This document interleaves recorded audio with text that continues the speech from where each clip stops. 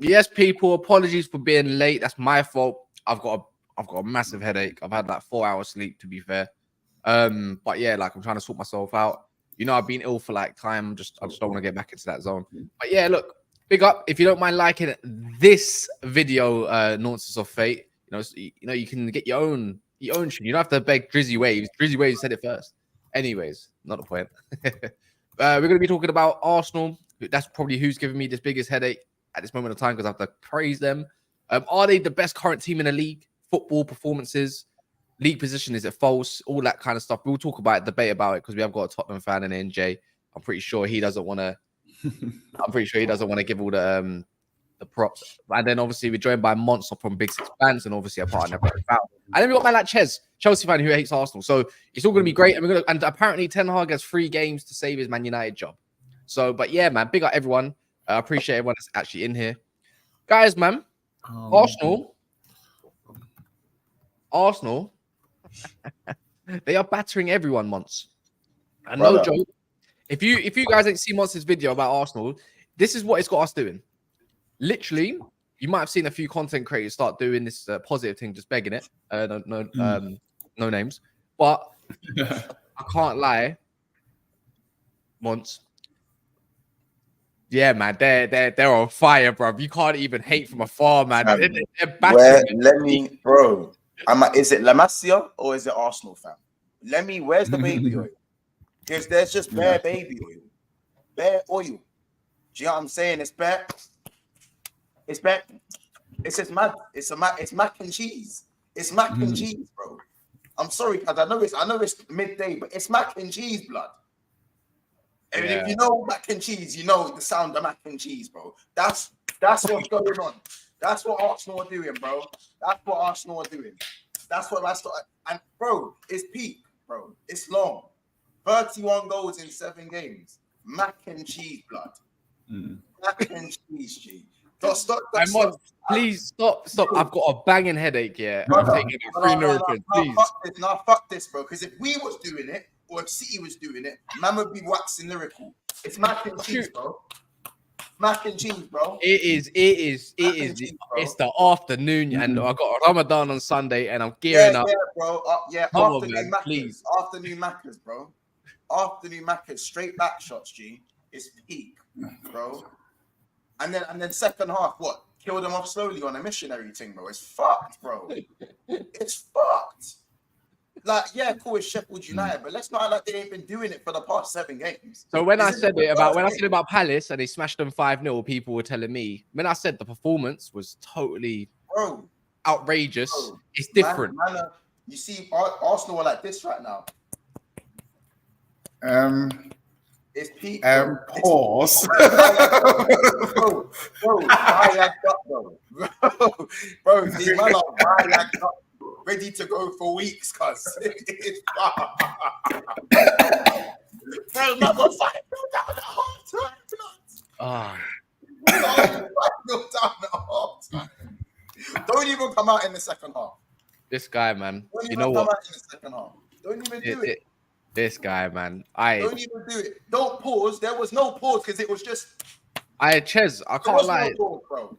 There wasn't allow it, G. Go on, Ches.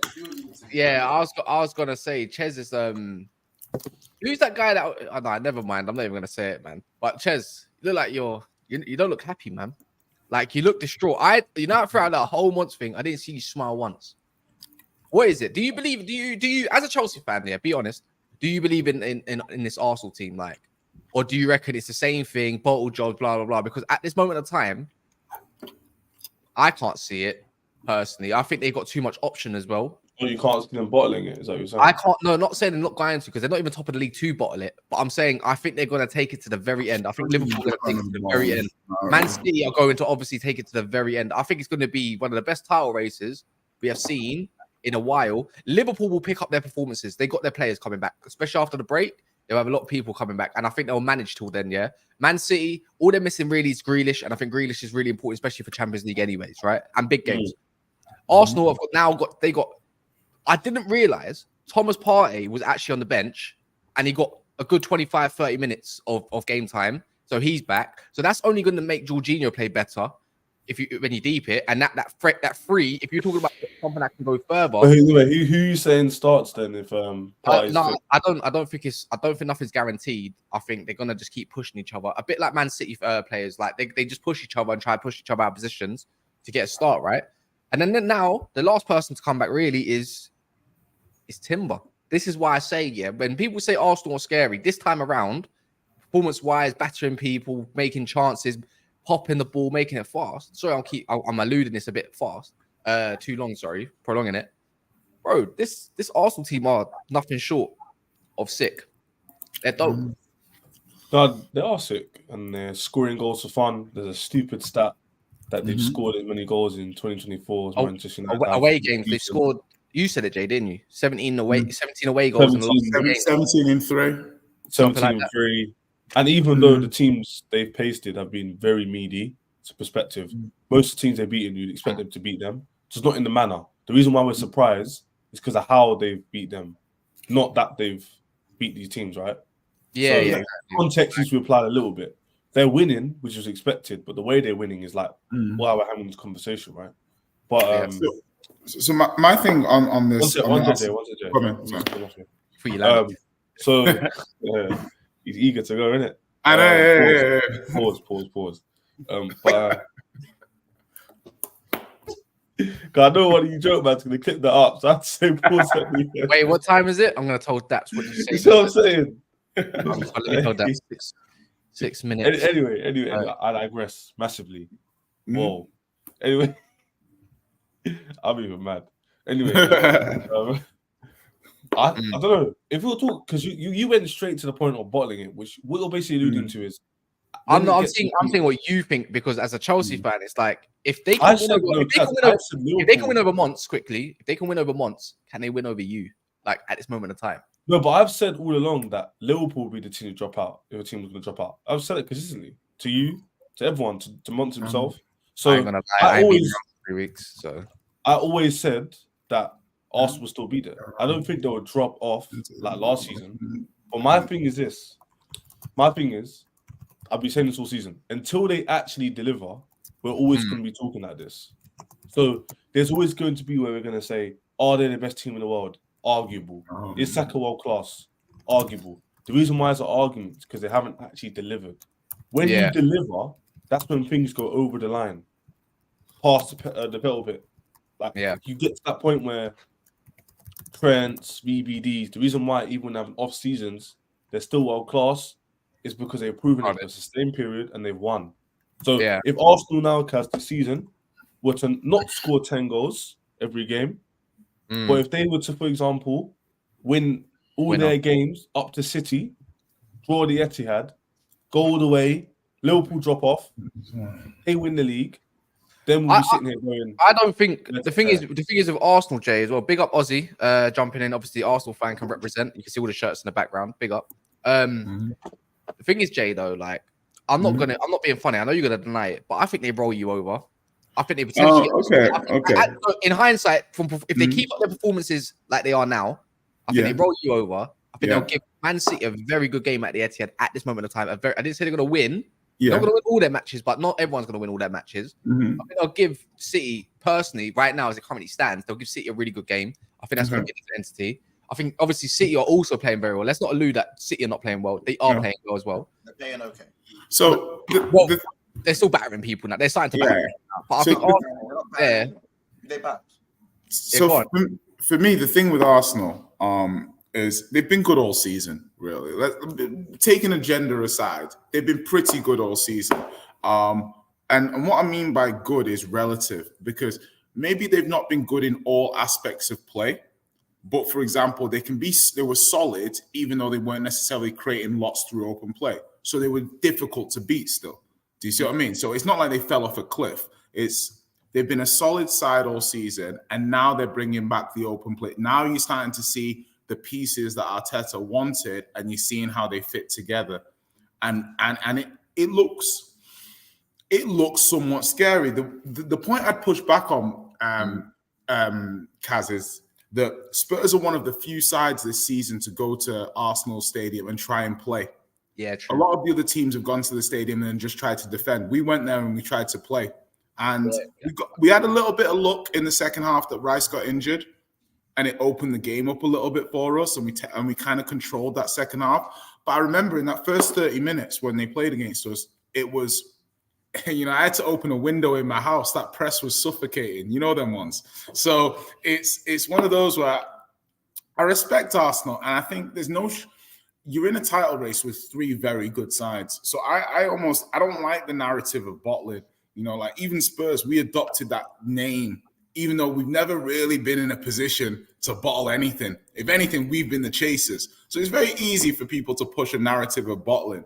I think Arsenal can look at this and think we're the best side. They can look over the last few weeks. They can look at their performances against Liverpool. They look at their performance earlier against City and think, we're the best side. And if you are the best side and you don't win the league, then I think you can make the argument that is bottling it. No, I'm not talking about a points thing or this or that. I'm saying if we feel that Arsenal are the best side in the league, but they do not win the league, then one can make the argument that they bottled it. I would say that they've got a hard run in, and they've got some tough games like Brighton away, United away, Tottenham away. I think they got City away, and that's not even including games like Wolves and stuff. So I'd say of the three teams, they've got the hardest run in, but they're in the best form. And how that plays out, I'm not sure. We'll see what they do against Porto too, because obviously I don't think it matters. I'm gonna lie. What they do in the Champions League, Man City and all that, I'm not gonna put that towards Premier League form. Some people are just good in facts. Right now. They're good in Europe, but they might not be great in the league. But they might be good in not great in Europe right now. Like Arsenal haven't really been as convincing just due to that, obviously, that loss. But in the Premier League, they look the best. Do you get what I mean? Yeah. And I'm seeing in the comments, some people are like, there's no way Arsenal are the best side. I mean, like, it depends what criteria you want. Like, if you might say City are missing players and they're going through. You might say Arsenal are smashing teams, so I rate that more. You might say Liverpool have had 11 players out at the same time, but they're still winning games. Like, whatever your context as to what you classify as the best team is, that's your context. So in the comments, people are like, oh, no, it's your perspective of what you think the best team is. I think exactly. So it depends. When you say best team, we don't mean you could say either. Some people might say overall. Some people might say right now, in the last 5 games, in the last 10 games. It's very difficult to get a common consensus. My thing is they're a very impressive side. They're arguably playing the best at the moment, but form is temporary. We'll see. We'll see what we do in the Champions League. Yeah, I'm about to agree with you that even Ozzy Gunnar would agree. Yeah, I know he hasn't seen his team in title race in a long time, but I think that playing against last year was how long ago was last year? Let me just count the days. Are you going to count? So you did bottle it then. And big fucking whoop. And so we bottled it. But you know what? We were there. I love when people. Can I just jump in the narrative? Can I just jump in 1 second? Can I just jump in? Let me just jump in 1 second. Yeah. Let me just jump in one. Let me just jump in 1 sec. 1 sec. Let me just chime in, cuz I don't want to hear your voice. Give me 1 sec. You know when people talk about bottling the league, I love that. Because if you're not in the conversation, then it's like, who are you? Right? You're nothing. You're never in the discussion. If you're in the discussion, right? If you're in the mix and then maybe you don't make it all the way, or you bottled it. So you're damned if you do and you're damned if you don't. The Premier League is about if you win it, you win it. If you don't win it, you're fucked. Is that the way it works? Welcome to football. That's how it works. Yeah, but the thing is, you're sitting there talking about us being in a discussion of being in the league, right? Last season, we were close to winning the league. Very close. This year, we're in there again. Now, if you think about that, you look at Arsenal previously, we weren't even in the discussion before. So you're happy, aren't you? United were happy, aren't they? Oh, Arsenal on around. Now that Arsenal are around, you're bottling it here, you're bottling it there. You know what? It's all good. I don't mind being in a discussion and worry you guys. You know what I mean? Scare you guys. You guys can keep talking about what worry. Ozzy Gunnar, were you this compassionate with Tottenham when Tottenham were challenging but not winning? When Tottenham were putting pressure on them? Wait, when was that? Wait, let me know when was that? In 16, 17. With Tottenham. With Tottenham, the thing with Tottenham is, right, it's unfortunate that you haven't been successful. in the Premier League, or you haven't won the league in such a long time. And I'm being serious, not being a prick. So don't take it the wrong way. I'm not being. You guys haven't been successful in a long time, right? Now I hope I hope that my Australian manager there can do you some good, because he's not a bad manager. If you guys could fucking back him for once, you know what I mean? Now, he's not a bad bloke. He's hard-headed though. But because you guys haven't been successful, it makes it difficult to discuss Tottenham and their chances. Because what am I going to compare it to? I wasn't around back then when you won the league, and it's not taking the piss. Neither were you. No, I mean, so it's hard. For Arsenal, we've won the Premier League, not once, not twice, but thrice. But how long ago was that, though? How long it doesn't matter. It doesn't matter. We've done it. There's a lot of people on football Twitter who wouldn't. I've actually seen my team win the league. Okay, I've seen my team win the league. You haven't. I've seen my team win the league via videos. The fact that you were 4 years old, you still got VHS. Does that mean something more? Do you think Ossie Gunu is not? Don't even cognitively remember it. So he's not that. He's not that young. Like the guys like your age. Like. Oh, is he? Oh, you look young. You guys, you're thinking this guy's like 32 years old. Nah, cuz long time ago, bro. I've been around, cuz. I've been following Arsenal since 1992. I take it back. You know what it is, Jay? Yeah, I've got some grey hair, bro. Let me just show you some. You know what it is, Jay? Yeah. Let me interject there, a little bit, because I want to get Monts involved as well. Like. He's on top of the league, the bastard. I hear it. Look, if you're going to be dead serious and put the banner aside and be objective, this panel has got a mixture of both, I think, and we can talk properly. I know they only won it 20 years ago, and that's a long time. And Monsters bantered about it, I bantered about it. We all have, right? But as a club, that gives you the know-how because you've won the league before. The club will always remember because the fans push that. The fans push the club to say that you can go forward because they've been there before and they can push that whether it's pressure or not. The difference is it's like Liverpool. Remember when they last won the Champions League in before they did was what 2000 and what was it? Was it once 5, 6, whatever? 2004, I think. Every time Liverpool win the Champions League, 2004, 5, wasn't it? Yeah. So every time they win in the Champions League after about what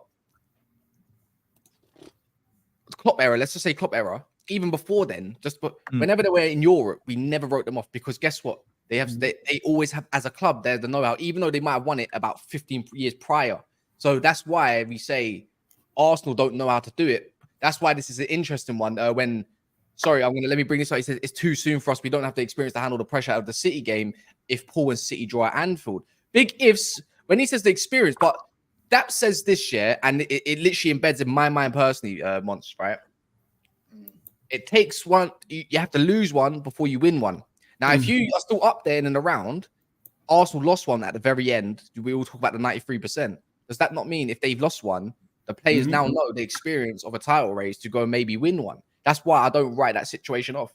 As I was going to say, one sec, Jay. I was going to say before I think that Ossie Gunu nibbled a bit was that towards like playing Sheffield away from home, Burnley away from home, winning emphatically is all good. But obviously, like you said, Kaz, the last few games of the season we got a tough running. That's where we really see the Arsenal. So no one can really definitively say yes or no. They're just going to have to prove it or not. Do you know what the maddest thing is? Yeah, Arsenal were known to crumble between all the time. January and February. January and February. Usually at the end, back in the year, they usually do actually very well. That's overall. I'm talking about the last 15 years of. That's actually a good point. Actually, that's actually fair. It's only last year that obviously they crumbled earlier. Maybe Saliba injury or whatever. Yeah, but we're talking about title race though. It's a bit different. Like one thing I would say about someone say about experience. I remember when Spurs lost to Liverpool in the Champions League. Liverpool had got to the Champions League final the year before. And all of the stuff that they experienced the year before, they played out the following year. So Liverpool were doing stuff like playing a friendly a few days before that played a similar style to Tottenham. Because the year before, they realized when they got to the final, they weren't maybe match fit or they weren't this. So no, your manager lost that for you, man. He decided to start Harry Kane over Lucas Moura. It is true, but what I'm saying is all the marginal gains that Liverpool put in place in order to win that game, they had the marginal gains because they were there the year before. We can argue that it wouldn't have made a difference. Jay, don't spin it. Spurs bottled that game. No, but what I'm saying is are we going to right? Okay, so listen. See, my point is no. But Ches, how can you bottle a game when most people? You don't need to be emotional about it. I'm not getting emotional. I'm merely saying that Liverpool. This is the point about the narrative of bottling. If you want to use it properly. Liverpool were 1 point behind Man City that year. Nobody really thought that Tottenham were going to beat Liverpool in that final. Does that mean you can lose then? No, it means that the narrative of saying that we bottled it, we lost the game and we could have played better. To say we bottled a game where we were never favourites for, I think is a bit harsher narrative. But, you know, and we were. So Jay, Chelsea lost against City. Is that acceptable then? When we played our final. When Chelsea played City, weren't we sitting around like 7th or 6th in the league? Like you was. Yeah, City bottled the final, but everyone says City bottled the Champions League final, not you. Yeah, because Chelsea were the underdog. That's why they were exactly. That's what. No one said we were going to win that game, Jay. No one said that we were going to win. I can't lie. You can't really call Spurs bottle jobs, and no one expect them to win it. That's my point. That's not a term of bottling. Liverpool had one of the best teams in history of my eyes, personally. Innit? They had a young Salah, a young Mane, pretty much not young, but coming into their prime. Firmino, that trio midfield that you just can't write off ever. Like they had that going on. We man. just beat Barcelona 4-0 at Anfield. The man are thinking the comeback. You know what I mean? Like no, not Tottenham were gonna beat you, but it wasn't competitive at all. It was competitive. The game was competitive. It was competitive. Why does everyone think that game wasn't done better though? That's what they say. I don't think it's tight. Liverpool were defending for a good amount of that game before they scored again. Can I make my point?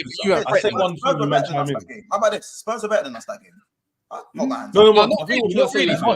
They didn't threaten you with anything. I remember this year. Sorry, this is way off topic. It was toothless once. Let's not lie. Yeah, it was toothless in my opinion. Kane did shit, nothing. You man defended extremely well, and the thing is, the term bottle. If you was 1-0 up, yeah, but you done that with ease, bro. It's like playing against year 7s, bro. It was like me being in year 11 and saying, "Can't get the ball." It was. How come you tell me about my club and my final? What do you mean? Wait. It's not about your club. We all watched it. Bro, I don't give a monkeys, bro. Why does it matter if it's your club? Watching that game, Liverpool, we didn't play well. We didn't get out gear 2. The thing is that we were just so much better than Spurs. Again, we were one of the best teams in that decade. The decade of football, that Liverpool team was one of the best teams. So even if we played in gear 2, they we were still better than Spurs. No, Jay, I think you're missing my point. Can I tell you what? Anyway, I'm not saying they bottled it. Can I say one thing, Kaz? Because you asked me earlier, what do I define as bottling, yeah? I'm not saying they bottled it because they were favourites and they're a sick player. I'm saying you can still do more for yourself in the game. I don't think Potts did his thing in the game to say, you know what, I left it all out on the line. Sure, manager. I don't think he did that. I think we played okay. I think we played okay in the final. I get the narrative we could have done more, but Liverpool played that game like Liverpool played the game like they've been there before. Spurs played it like that's the first time we've ever been there. You can argue that Spurs froze under the lights. You could argue that we didn't play properly, but Liverpool played that final like an experience. After that penalty, I'll give you that. After that penalty, the game was done. Anyways, let me relate this back to Arsenal. Anyways, Ozzy, if I take it a step back, obviously bar the bottle stuff, because that is going to be the narrative around Arsenal a lot now. People that want to be salty, which is I suppose fair because they can only go off recent history. Jay mentioned your tough running of games, right? Yeah. And I can't lie, the way you're playing, this is why I say if you keep playing the way you play, you will steamroll these teams, in my opinion, whether it's Wolves, whether it's Tottenham, and whatnot, right? You have already beat Liverpool and Arsenal Liverpool and Man City this season. Granted, whatever deflection. So you have got that know-how to beat the big teams in the race as well. Do you believe that these big teams, it would suit you probably a lot more than teams that do sit back? Because our biggest criticism of Arsenal, as in not this season, was trying to break down a low block. So these teams that want to play football, does that not suit Arsenal even more? It does. It does. When the game opens up, for a neutral, it's awesome because now the game is exciting. It's not just boom, boom, boom, possession stuck in the box and hoping and praying. But when a team comes in there to play against us, that's when the game opens up and that's when we can take advantage of them. Now, I'm not saying that just because the team comes in to win the game that we're just going to obliterate them 3-0, 2-0, 1-0. No. It's not the case. It just means that our chances of winning the game they're kind of higher than what they'd be under a low block. And it's obvious teams that come at us or are a little bit shaky in the first 5 or 10 minutes, we break them down early. Now, I'm not saying Manchester City is a team that to be taken lightly. No. Liverpool, no. Even Man United to an extent. I mean, there's always going to be that hoodoo voodoo, right? But no team in the Premier League can be taken lightly. Let's be honest. Come on, man. Any given Sunday, Wolves come along and they want to do some damage. Fulham come along, they want to do some damage. You know the go. It's the Premier League. This is what makes it exciting. You never know what team is going to have your number on any given. So the way I see it, yes, at the moment, if teams come at us, right, and want to play football, then it's going to be a tough day. It's going to be a tough 90 minutes for that team because at the end of the day, they're going to have to figure out what they're going to do against us. They're going to have a plan. They're going to know what we do when it comes to set pieces. They're going to understand how we play over the wings and how we try and overload. And if they can go through that, when teams like Manchester City can handle it, then it makes for an exciting game. Do I like my chances going through in the rest of the season? Yes. On present form, it's great because I'm used to my team dropping points now. I'm used to my team maybe losing a bit of steam now. But if anything, now they're coming together. This is the opposite of what happens to Arsenal. We started this season a little bit cagey, where the football was a bit, we had these dodgy goals going in, the 1-0 here, the 2-0 there, and it was bodgy. The weird system as well, no Gabriel. No Gabriel, yeah, exactly. And it was just, it was strange. Thomas Partey right back, the fuck? What the hell was that? It was, for an Arsenal fan, we were just trying to figure out what the hell our formation was and where the hell Kai Havertz fits. Now it just seems that all of a sudden that discussion that Mikel Arteta had at the start of the season where we want to control the ball, we want to control the teams, and we want to make sure that the other team hasn't got a chance against us, it's coming to fruition. I mean, Liverpool, I'm not knocking nails in, but Liverpool, one shot on target. West Ham, same thing. Come on, man. Liverpool, one shot on target. Can I say one thing on that point, though? Please, go for it, man. Yeah. I'm here for you. Obviously, you're in cloud 9, no, cloud 11. But I'm just saying that. So look, before I go on cloud 11 and cloud 9, but can't you see the way we're playing? Like, let's just take it all aside. I'm not, bro. Man doesn't come with any hate. I was answering your question. Would you not say that you being good for this sample size has been smaller than you not being that good?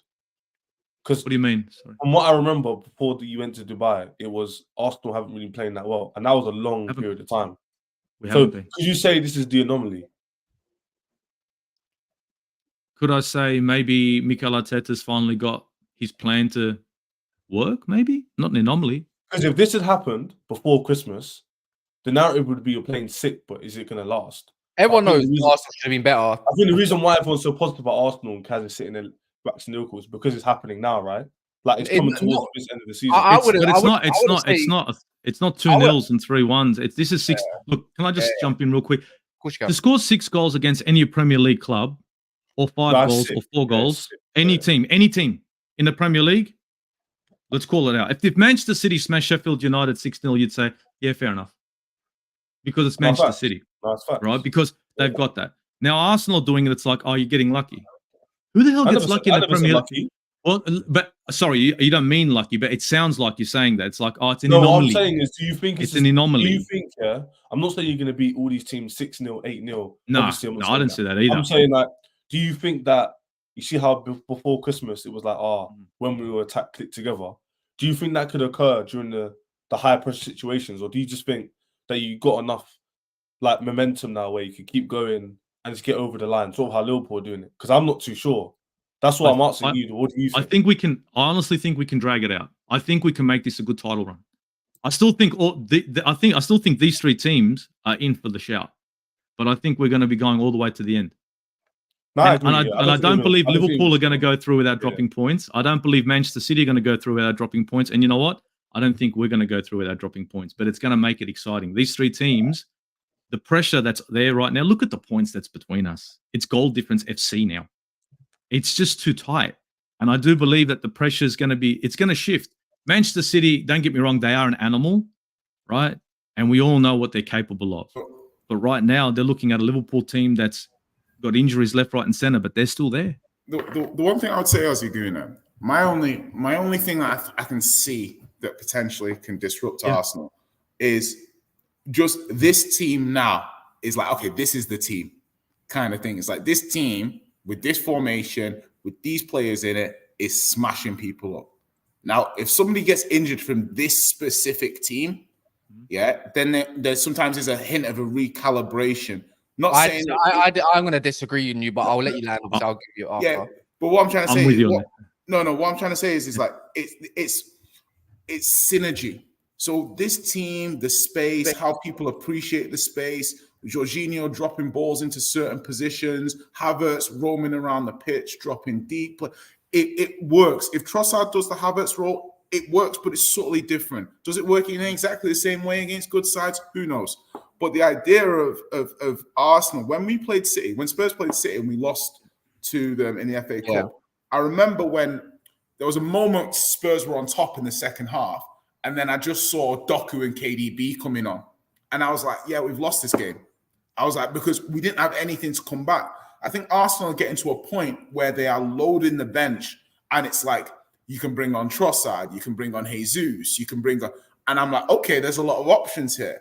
And I think they'll be fine, but I do think that if they get any injuries to the current first team, there's certain players that are irreplaceable. I think if Declan Rice gets injured, there's that can mess up the whole equilibrium. Not to say that they'll fall off, but I'm saying there's still a number of weeks to go. And like we've seen with Arsenal before, last season Saliba got injured and it rocked the whole core. The year before, when they were going for Champions League against Spurs, Tierney and Partey got injured and it rocked the whole core. So Arsenal are a highly systemized team. When they do miss players, they miss players. So I don't believe so. That's something I'm looking at. I was going to disagree, Jay. Only reason being, I'm going to bring him once as well to get his opinion on that, because he knows all about missing players and still getting results, right? But I look at it like this. I think Gabriel can get injured, and I think right at this moment of time, I think a Kivior could potentially fit in. Maybe a Tomiyasu could fit in. We've seen it before. Timber could also probably slot in and do something, right? Mm-hmm. And then I look at Partey. You talk about Partey. Jorginho's been in there. Rice has now gone into the 8, and he's getting GA. Like, I look at it like it doesn't matter if they're missing Partey now. They got Jorginho now. Vice versa, Partey can slot in. So it don't matter if you get injured. He's been injured all season. Obviously, Saliba's a big miss. I think if they get Ben White injury, they got cover there. They got still got Zinchenko, who they had last season for the majority of the season. You know, currently they have a Kai Havertz up front who's actually doing quite well. To be fair, you know, we're talking about Arsenal fans not wanting Martinelli and putting Trossard in there. Now they've got the option for all season. I think they've got options everywhere. And I'm not trying to say Arsenal's going to fall off a cliff or anything, but it's just having seen Arsenal. If you're going to do that for Arsenal, by the way, you're going to have to do that for Man City, because if they get of course, and the thing is, that capitulates. Yeah, without Rodri, City are in a lot of trouble. And there's no issue with what I'm looking at is more from the point of view of where can I see Arsenal faltering, or where can I see other teams coming back in? I'm not. Obviously, you can use any of these things about anybody, but Arsenal specifically in the last few years, when they've had specific players injured in a run-in, it has fundamentally impacted them. Man City, you can argue, have gotten over the line with certain players missing for big periods of time.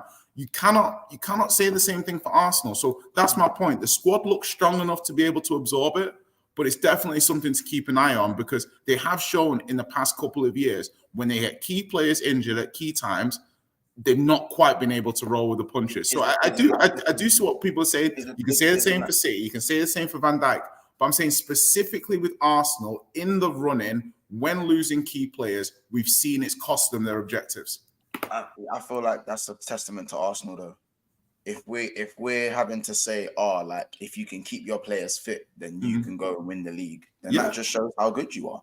At the end of the day, it takes a Van Dijk injury, and Liverpool, maybe not this season again. You've had better injuries. Yeah, we've had better injuries. So now this isn't making Salah, Trent, Alisson. The worst time for me to use Liverpool as an example. But I do think that if you take anyone's best centre back out of their team, there is gonna be a significant drop off. I don't care what anyone says. If Diaz is taken out of Man City's side, I see City becoming more susceptible to more chances and to maybe some of those last minute game winning blocks that you've seen Diaz do for so long now. You don't get those all the time. You know what I'm saying? It takes that. It's also aura. People will laugh at the aura thing, but the aura thing really exists, bro. Saliba's not playing, bro.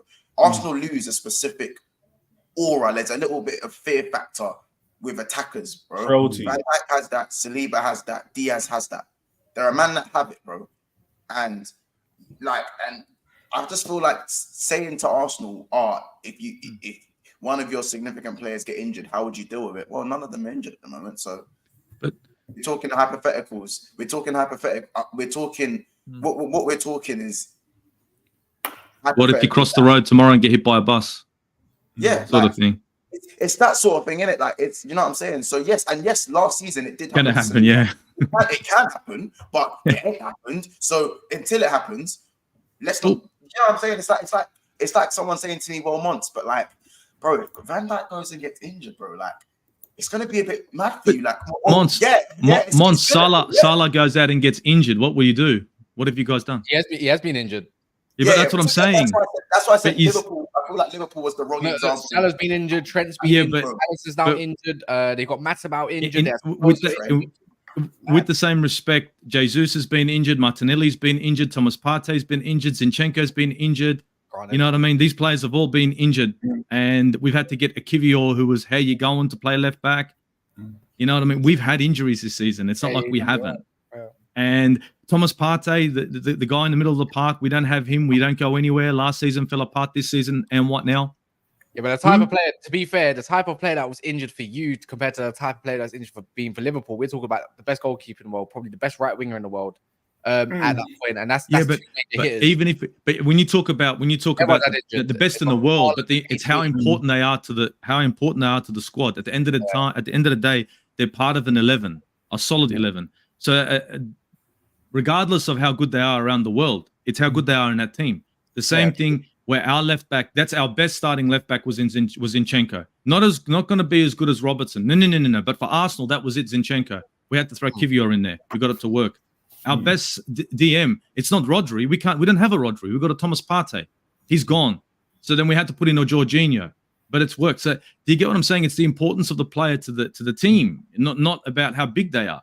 At the end of the day, I can wish for this. Trent and Salah and Alisson are pretty important to Liverpool. To Liverpool's squad. I'm not saying that, but so is Martinelli to Arsenal. So is Thomas Partey to Arsenal. Do you see the importance of your players to your team? It's the same for us because we don't have that quality. What about our injuries? Fuck injuries. Hey.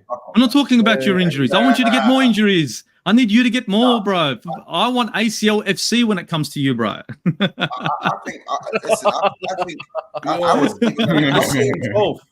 like when man said if Arsenal get a major injury, for me, the fact that Jay, that's copium, bro. You're better than that. The fact that Jorginho's coming. Jay, you're better than that. That's such a poor. Injuries, like, bro. Hold on. Listen, the thing is, people are taking. All I'm saying is, hold on. At no point have I been negative to Arsenal. If anything, I'm quite big on their options. I pushed back when people said they would bottle it, and I said the narrative of bottling it doesn't make sense when you got three good teams going for the league. Then I looked at what are the reasons why Arsenal might not win the league. As simple as that. And I looked at it and I say, right, there's a recalibration that happens when certain players are out. The team might be fine, but it might take a game, it might take 2 games for the team to just refine themselves or positionally. You might need certain players in certain games. There's certain games that Trossard on the left wing works better than Martinelli on the left wing. If Martinelli's out for a game or 2 or 3 games, Jesus can play there. So what I'm saying is Arsenal have a lot of solutions, but I'm just looking at it from the point of view of why may Arsenal not win the league? And key players being out in the running could affect anybody, but I've seen it materially affect Arsenal in a big way. I've not seen it affect City and Liverpool in similar ways. It might just be the caliber or the specific player that's out, but I can't say it's the same because I've seen it with Arsenal twice in the last 3 years. Would you agree, though? Would you agree to the fact that with the injuries that we have had, we shouldn't be where we are now in comparison to previous years? I think Arsenal have got the key players that we've lost. Remember Gabriel Martinelli, Thomas Partey. I think Arsenal got a much better squad. They've got much better flexibility. There you go. And I don't necessarily think that if they get injuries, it's going to fundamentally impact them. But I do think that that's the only thing I can really see really derail. I don't assume Arsenal are just suddenly going to be rubbish. There's no reason for them to suddenly just drop off. So I'm looking for reasons as to why they may drop off in form or something might happen to them. It's a level drop if an injury comes in, there will be a drop in level, and I agree with that. But what I'm trying to put across is even the players that come off the bench, unlike previous seasons, when they come off the bench and come into the squad, it's like they've never played with the starting 11 before, and they stand out, bro. Like, I mean, it's like, dude, just let's play with 10 men and sit the fuck back down again. It's better that way. Like Cedric the other night looked ridiculous in comparison with the players that you're playing. Yeah. It was unco, but that's unfortunately the situation we're in. But with the players that have come off the bench, apart from Cedric, nowadays you're starting to notice that they're understanding the systems. They can go back and forth. So it isn't like a team that's never played together. Even the players on the bench, they do come on. I'm not saying they're the same level as the starting 11, but they're not coming in there looking jaded. They're not looking lost. They know what the deal is. They know what's expected. Let me run these. Big up BPM. I know that he made he made this one a while ago about Sheffield United. That's a horrible stat. Passes. Sheffield United 146. That's crazy, man. Sheffield United might be worse than Derby when they came up to the Premier League. BPS says top at Christmas 6-day wobble, best team in 2024. Call it an anomaly. Premier League stats: most goals, least conceded, most clean sheets. Most clean sheet, then he wrote most clean sheet, least shots faced as well. I mean, if that's the pressure you want to put on yourself, are you saying you're winning the league like that? Is that yours? Are you saying that BPM saying then we definitely win the league due to those stats? I mean, they are relevant, by the way, because it was not so long ago where Liverpool fans were claiming the clean sheet record and all that stuff and hyping it, which is fairs. But yeah, look, other than Arsenal, I want to say this. Make sure you like the video. There's 600 of views in there. Make sure you subscribe to the people in the description as well. As you can see, it's even on their tabs, Ches, YouTube Ches, and then obviously Aussie Guna and Big Six Bants. So yeah, there's loads of you. So there's no reason why you can't put your thumbs up on the like button and make sure it's lit and it looks white like me or Aussie Guna. But yeah, moving on to probably you lot's favorite part of the day, Man United. Apparently, Ten Hag has 3 games to save his job. Everton at home, Brentford away, and Liverpool at home. Now, if you talk about two teams that like to set up in the low block, that probably means United might be in for a disaster. And when you talk about Liverpool, you just never know. He has to win that Liverpool game for me personally. Now, this is you lot are going to wax Liverpool. He's going to win at Anfield. We have that game at Anfield to save his job as well. To be fair, if you remember though, after that he got some results here and there, and then obviously in January, Feb he went on a decent run, then now it's looking like it's absolutely dire. There's so much surrounding by his job. We drew against you on purpose. We done that to keep him in the job. We done that to extend your depression. So, bro, the situation is it's tight. Like, see, you can't afford to let him win there. So no. I'm talking about earlier on in the season. Earlier on the season. Now, okay. But at the time, the long game. We couldn't have had Ten Hag getting fired in November. Oh well. Okay. Look. How about this? How about you dangle the keys? Let him hold on to the 80th minute, then obliterate him. So at least that way it makes it sort of an interesting fight. You know what I mean? Like how City done it, because what City did, 79 minutes, it was actually a game where United could have got something out of it. Then Ten Hag's coming out and saying it was fine margins, doing all that fine margin stuff. Do the same thing. Do it that way to keep it so the owners go, it's not that bad. Let's keep, you know what? Yeah. I reckon you can do that shit. I mean, it's what one. It's one apiece by the 75th minute, 90th minute, 5-1. I reckon it's doable. Yeah, I think Pep was playing checkers, not chess, and so was Klopp.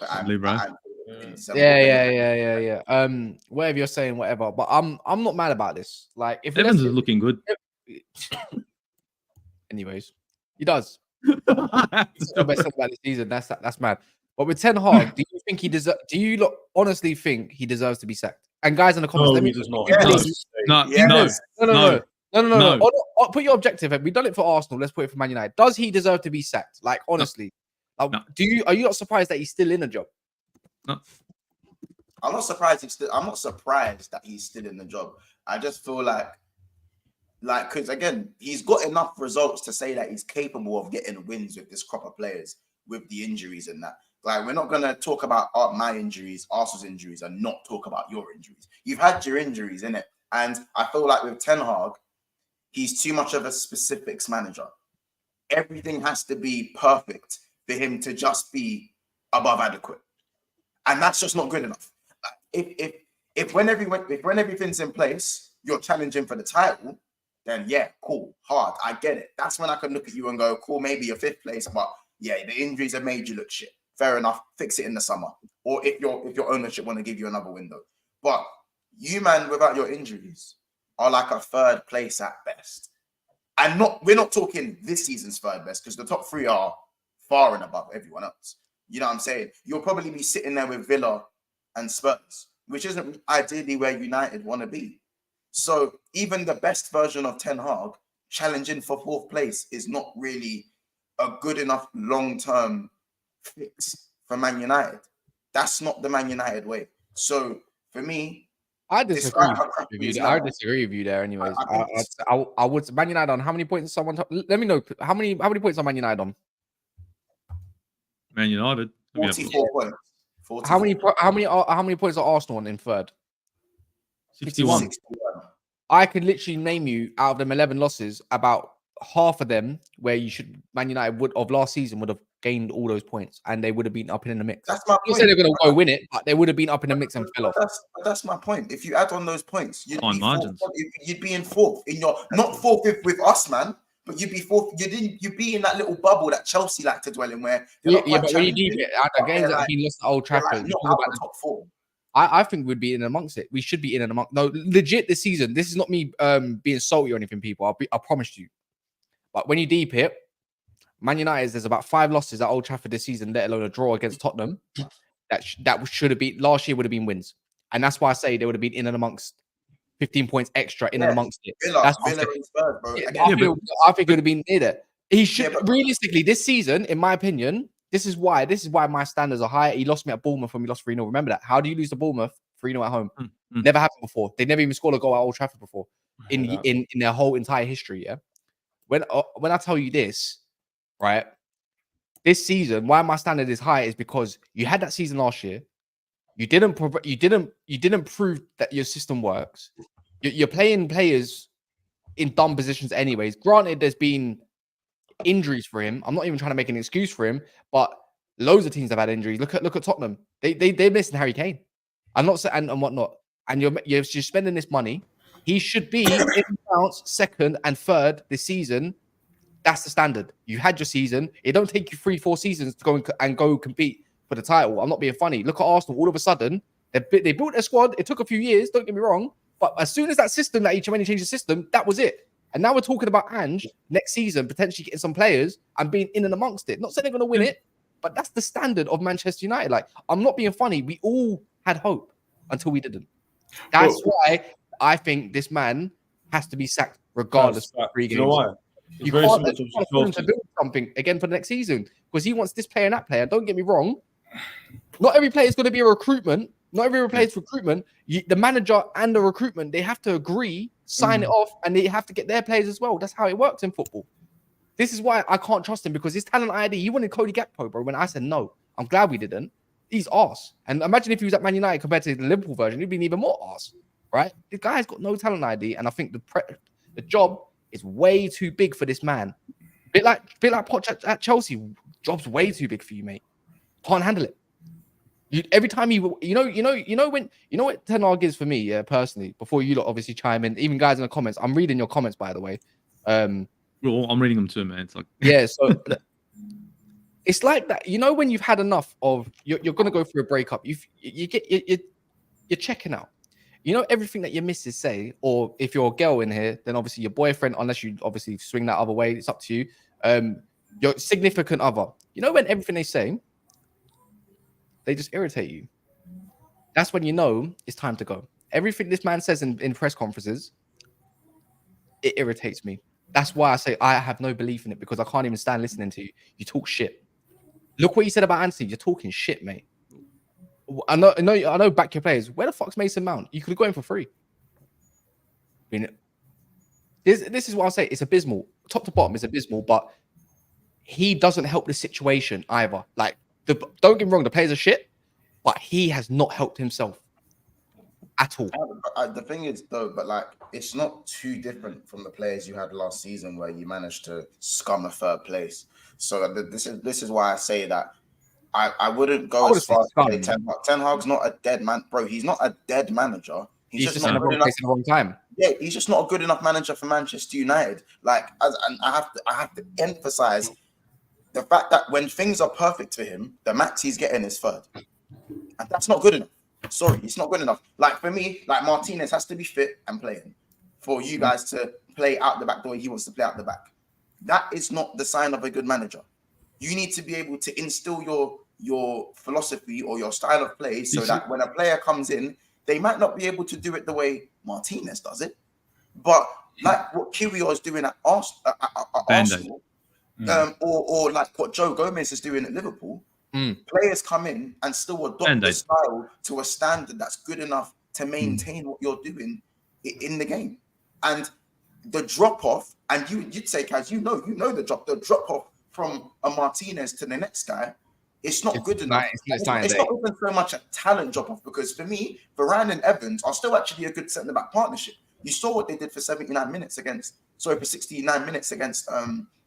Man City. You saw what they did at Anfield against the Cross. Those guys can defend. It's just that, like, they can't implement the style the same way. Or I don't know, but again, for me, it's more of a managerial thing, because Varane and Evans aren't dead centre backs, bro. They're not. No, they're not. And I think I agree with you. I think that you could have got a lot. Basically, you're saying that you can get a lot more out of the players, and he's just not getting a lot more out of any. Stylistically, not even individually. Stylistically, it's all over the game. You don't get Mason Mount playing the midfield with Bruno Fernandes. Like, what are you doing? Do you know what I mean? You don't bring a ball playing goalkeeper in to not play ball player and play at the back and be confident in your own style. I've seen Emerson Royale and Davies at centre back. I'm not joking.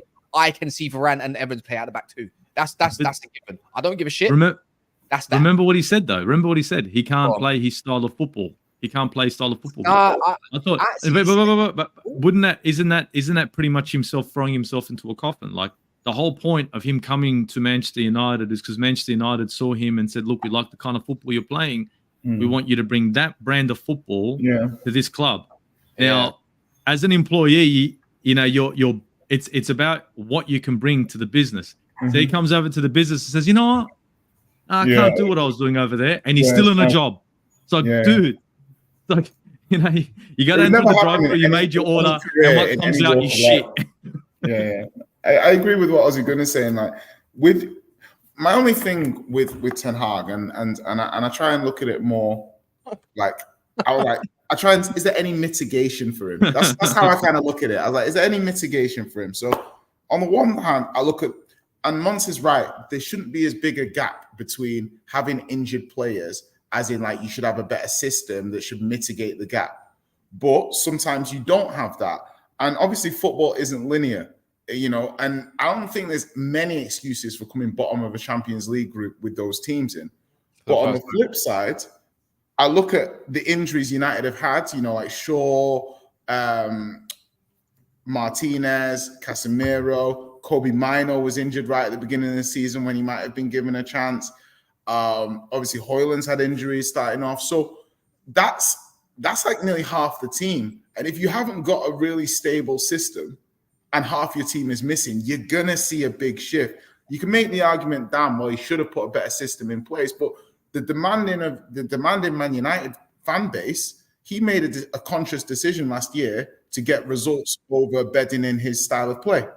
And everyone was happy with it last year when you managed to... Funny, he done a Poch, he done a Tottenham and whatnot. And he said 5th is good enough to get Champions League football this year, probably. And but if you're standing... Same manager that spent 90 million on Anthony. You said, errors all come to an end. Cool. When he said that, everyone was gassed. When he got 3rd and doing all bits and beating Liverpool, beating Man City, we were gassed, don't get me wrong. Yeah, we won a trophy. And all that kind of stuff. We're like, whatever, we'll wait for next season. Let's see what happens. Won a trophy. But now you're talking about 5th place. Get the fuck out of my club. You're talking like David Moyes when he says, we aspire to be like Man City back in with a title winning side back in 2013. How dare you? But can I ask the question then, Kaz? Obviously, because you reference Arteta a lot. You reference Arteta a fair bit and stuff, and obviously Arsenal did finish back-to-back 8ths in the first. No. Jay, I'm not gonna lie. We got to stop doing this thing. Why? No. You know what I'm saying? We got to stop doing this thing where we compare one manager situation in a club. Hold on. Do you have a better situation than Arsenal has, or a worse situation? Right now, obviously. Can I chime in? No, I think I'll be honest with you. I think Arsenal are the team that Mikel Arteta inherited. Yeah, was a shit box. That was rusty. That was garbage. I'm telling you, man. Yeah, but the thing is, as soon as you're don't be like that, man. Don't be like that. Bro, you know that team was shit. Hold on. I do believe the team was rubbish, but let's talk facts. That team finished 5th the previous year. Yeah. And then but I'm talking with a manager who can kind of, anyway. I'm not disagreeing with what the point is, but you're adding context. I'm saying the facts are Arteta inherited a side that finished 5th the previous year and made the Europa League final. That's the facts. Can I ask you a question? Can I ask you one question? I don't think the team was that How many good, of those players are still in the squad? How many of those players are still in the squad? And that's the overhaul of the squad for his style of play. And I agree with that. I'm not saying anything like that team was good. I'm saying the facts are that Arsenal team finished 5th and made a Europa League final. And we had to get rid of every single player in that squad to get where we are now. That's fine. And I'm saying that team was not capable of doing what Arteta wanted it to do. Why is it not okay to adopt the same mentality and say this United squad is not capable of doing what Ten Hag wants them to do, and ergo this squad is stinky for Ten Hag's? I don't really think he's got a style of football, but I'm saying the argument lends itself just as strongly to Man United as it did to Arsenal. And you know why I don't compare to Ollie? You know why I don't compare to Ollie? Why people have stupid revisions about Ollie? Ollie had one way of playing in it, and to be fair, we all talked about what's the style. So I hate that narrative because I'm not being funny. If Ten Hag did have Pogba, a Mason Greenwood that didn't mess up, and then also a more fit Martial and a young Greenwood in that squad. No, hold on. Let me squad. Why don't compare? Let me just land the point. Arsenal won the FA Cup. Arsenal won the FA Cup with that squad. Yeah, with the squad that you say isn't good enough. Arsenal won the FA Cup with that team. Hold on, one sec. Let me land it. And they've not won a trophy since. Yeah, so the team that wasn't good enough to play long term with Arsenal has won the only trophy that Arsenal's won in the last 5 years. Now, I'm not trying to. And the team that we've got now took Manchester City tried to take Manchester City for a ride, and is now fighting with Liverpool and Manchester City for a Premier League. Absolutely, and I'm not trying to say is that I'm just all I'm merely saying is that you can look at it like in one way or the other. I'm saying that Arsenal's only trophy in the last 5 years came with players that Arteta deemed not good enough to be at the team long term. Yeah, but and guess what? And they did win that FA Cup, but remember, Arsenal are looking for a little bit bigger than that. Yeah, if I want to stay in FA Cup world and just focus on FA Cup and League Cup, and look, no disrespect to those competitions whatsoever, then yeah, I could sit there and hold on to that squad forever. But I don't think Man United want to be in the FA Cup and Carabao Cup for the rest of their lives. I think they want to push for a little bit more. So if you want to push for a little bit more, you've got to get those better players. Look at Manchester City squad. The Manchester City squad, bro. That's fucking. I've got a couple. Let me do a couple of these super chats quick as well. That might be relevant. Squad. Mindset should be one game at a time. If we don't beat Brentford, I think this is result back to Man City. Liverpool, Man City will be annoying to watch. Feeling optimistic. Big up the panel. I believe big up Elise Isaac as well. I think he's watching it back. He says Ten Hag, and he says here Ten Hag deserves one season under a good board. If he can't do it under a great support from the board with the players he wants, then he has to go. Why I disagree with that part is because his talent ID shit. I don't believe in his system as well. Is this because of the Anthony thing? And I think it's more than just that. It's more than just Anthony. Well, Martinez was a good signing. Casemiro was a good signing. Casemiro's in hindsight was a stopgap. Don't get me wrong. At the time, it sounded great. Right, man. Mason Mount was a waste of money. I'm not being funny. Anana was a waste of money because you're trying to bring in a goalkeeper to play a certain way, and you're not using him in a certain way. So now he looks a little bit fraudy. Granted, he's been quite good recently as well. So, but the whole point is, if you're going to play low block football, not even play from out the back, what's the point of getting rid of De Gea then? It don't make sense. So he already fucked up there. You spent 72 million on Højlund. Don't get me wrong. You had, and I'm not saying good. Yeah, he's becoming good. Don't get me wrong. Coming good. You spend 80 million. Remember, Man United's got FFP stuff. He's getting it. Man United's had FFP. Ozzy. Man The thing United's is, had what I'm FFP trying to stuff, yeah? say. One sec. Good for the Man current United had man. One Hey, sec. let me land. No, because you lot are talking over me. Jay just did it. He interrupted me, and you're about to just interrupt Oh, you me, just spoke like 3 times in a row. Finish off your piece. I didn't, bro. I've just tried to Allow it. chime in to get my point across about this man, and he's asking me. He asked me, did he not address me about players that he signed? But I'm Only gonna good player school him as signed is well. 'Cause Martinez. I agree with you. I agree with you. He's a waste of time. He spent money when he had a chance to sign Moussa Diaby. You had a chance to sign proper Elise, and you decided not to, and you decided to get your boy Anthony, bro. You decided to get Mason Mount when you need a ball playing, controlling midfielder and more. He decided to do what he wanted to do and sign it off because that's in his contract, and he fucked it up. You got too many different style of players, and you messed up yourself. That's it. That's the thing. What are you trying to say? What you're trying to say is this: it's like Poch, in a way where it's like you could have done a lot more for your situation to better it. Meaning, you not having your players fit and saying, "Oh, my players ain't fit." At the same time, that's weakness. You play your manager of Manchester United Football Club. They have standards, isn't it? They want to win. Like that's not an excuse. You're an employee at the end of the day. You got a job to do.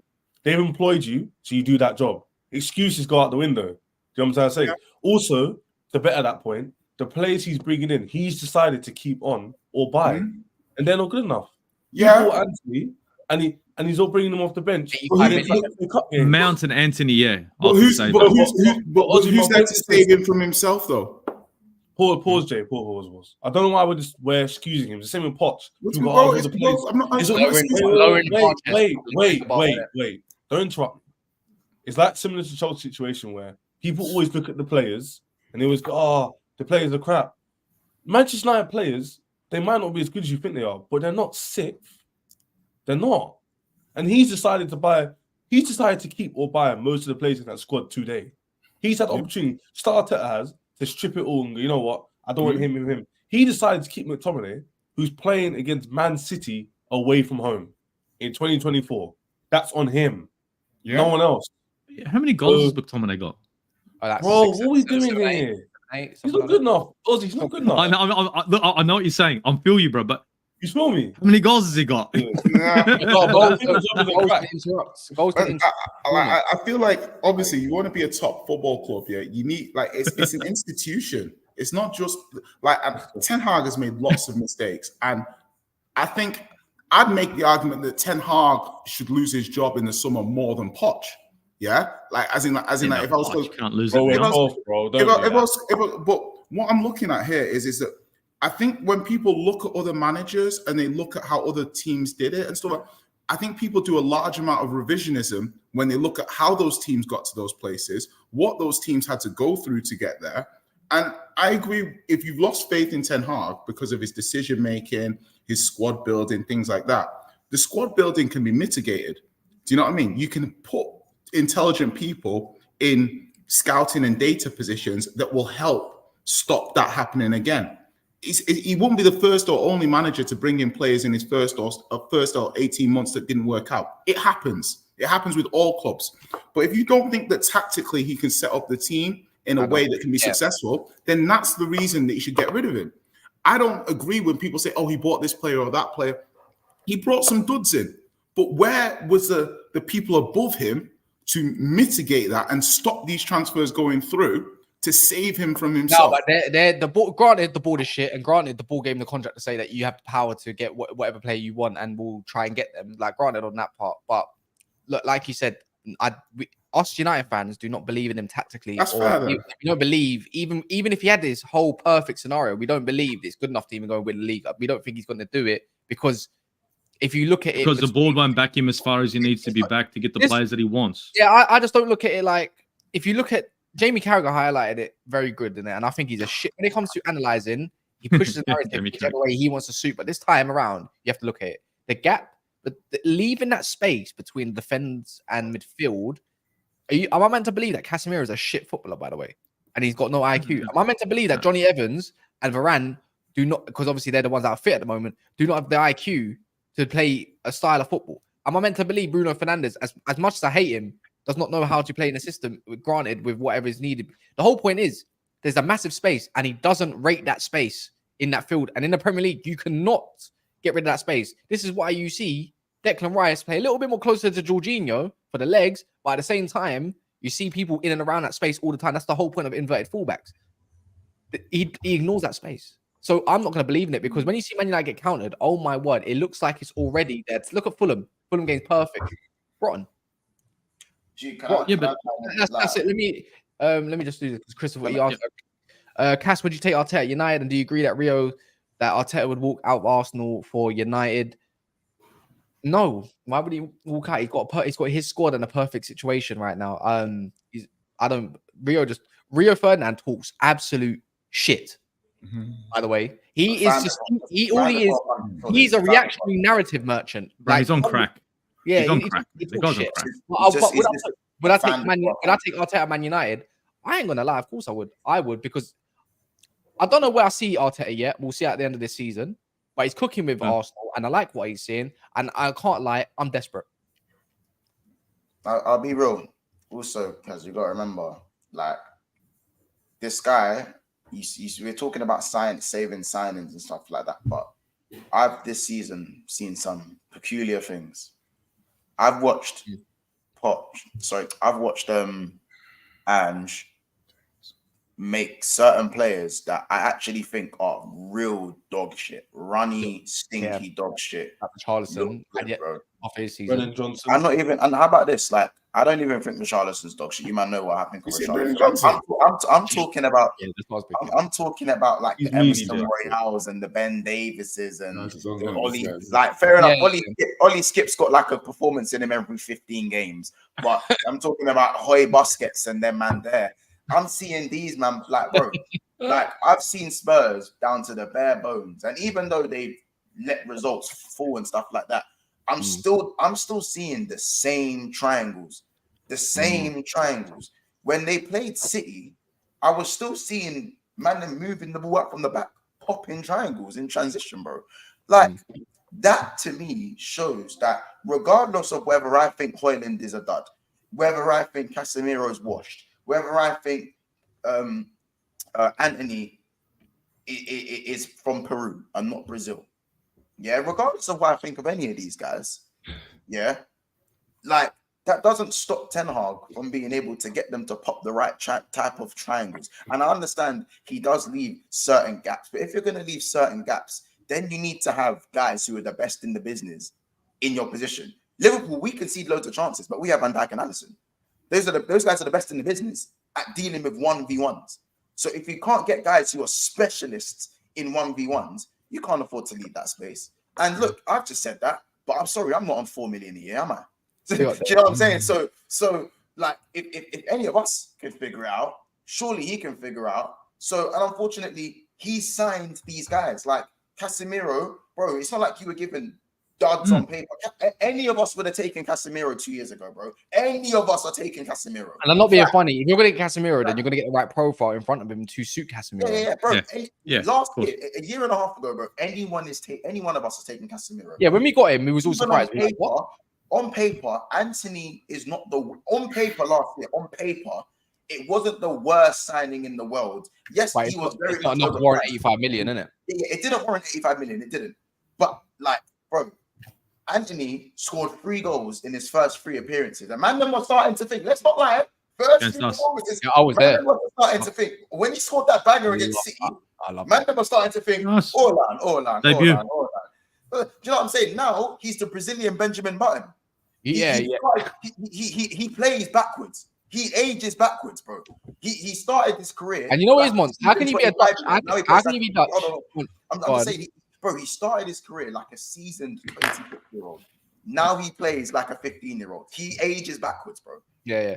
But he started well. That's what I'm saying. In hindsight, bro, some of these signings have showed glimpses where, all right, there's something there in it. And he's just not getting anything out of it. Bro, there's no go-go juice, bro. Yeah. There's no go-go juice. I don't understand as well how you can be Dutch and not want to prioritize a technical enough midfield. And you let alone, you're lucky enough that there's an 18-year-old that is beyond his years. You're lucky. Yeah, lucky. And then you was going to go with the Casemiro. Before Mano got injured, he was in pre-season, he was cooking. The Casemiro Mano thing. But why'd you get Mason Mount? Like, honestly, you need someone that's going to be, you need someone that's athletic and technical. There's a few of them players out there, not loads. You need a certain profile if you're going to play a Casemiro Mano kind of pivot. Don't get me wrong, but there's a few profiles out there that you could have done or got that didn't cost 55 million, like a Manu Kone, right? Who would have made that pressing thing that he loves. 90 day. Look at Man United. Last thing about Man United that I need to address. Just look at the way he wants to press. It is shocking. Shocking. I'm not joking. The one-man press is the worst type of press I've ever seen. He's made a mistake. Look, Anthony was a mistake. Can we just wrap this up? Anthony, Mason Mount, mistake signings. Would you agree?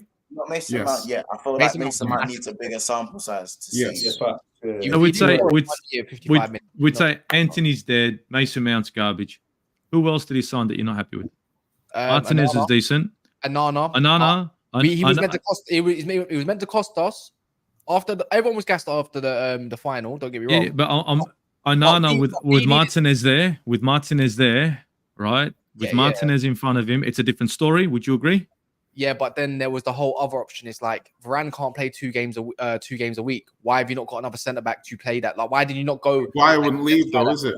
It's pathetic. It's like why wouldn't leave though? We all thought when he got Anana, it's like cool. We had a guy called Mate Kova in our ranks, and I'm telling you now, there's quite a few of us at Man United that were screaming for him to have his chance because there's no point wasting. If you got a tight budget, don't go get Anana. Wait for him. Like it is what it is. Yeah. And he's confident. That's a confident young player, and he comes from an academy. Go get a centre back. We wanted a centre back before we wanted a goalkeeper, 100%, and we wanted a central midfielder. We didn't get that. Now, we got 2 players that were garbage, right? 2 players that are garbage. I'm not going to agree with you on Anana. I don't know about the guys here. I don't think Anana was a bad signing. If you had Martinez there, who else is a bad signing? Who else? I would say, obviously, all right, Højlund's an investment. That's different, granted. 60, I think, 72 million euros. So 60, whatever. He's starting to show that he's got some quality. Yeah, no, I think there's promise in him, and I like it. And in this day and age, you're going to have to either buy a promise or there's a the whole point. Strikers and goalkeepers are going to cost you. But the thing is, Ossie Guna, is the last. Who else? Who else is bad? Who else is a bad signing? Who else? I'm just want to total the signings. I'm going to say Malacia wasn't bad when he first started with you guys. He cost 12 million. He was quite good, to be fair. He is. I'm just trying to figure out where the bad signings are. I'm counting 2. Aggression. Can I say this quickly? I love Højlund. I think he's a baller, and I think he's going to be one of the best. Yeah, because there's not really many strikers, right? I think there's a lot of promise with him, the way he moves. I think there's a lot to grow into.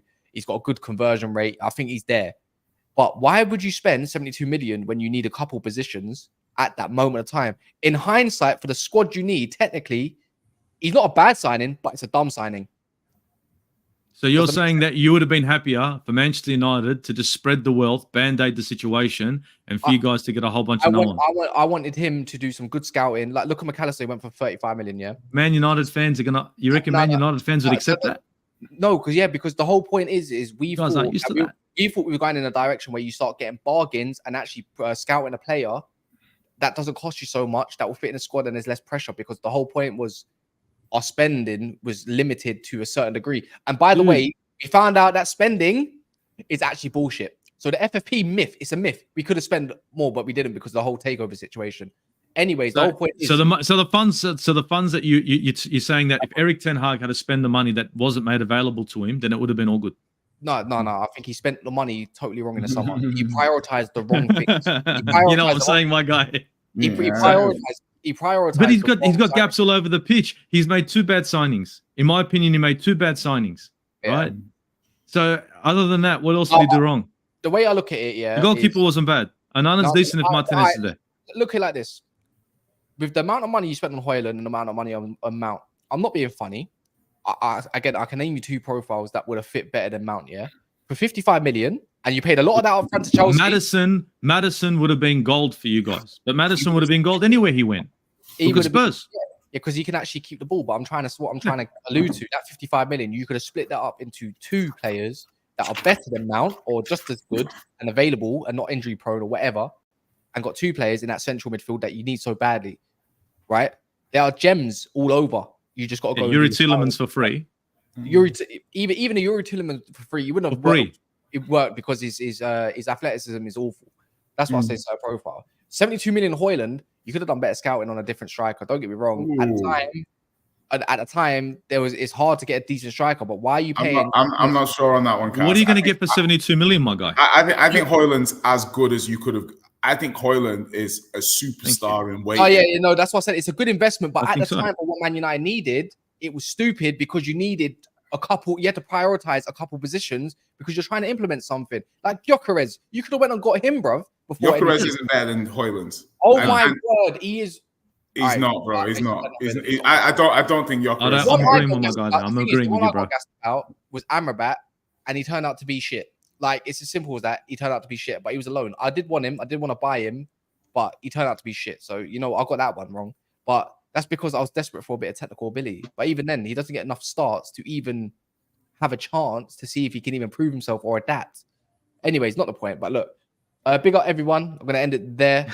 I'm not too sure it's live. I'm going to dash a link. If you want to see Monts gas up Arsenal, what? The link. If you want to see Monts gas up Arsenal, yeah. What? There's a link right there. Just click on it now and go over there and go watch it, right? There's 544 of you.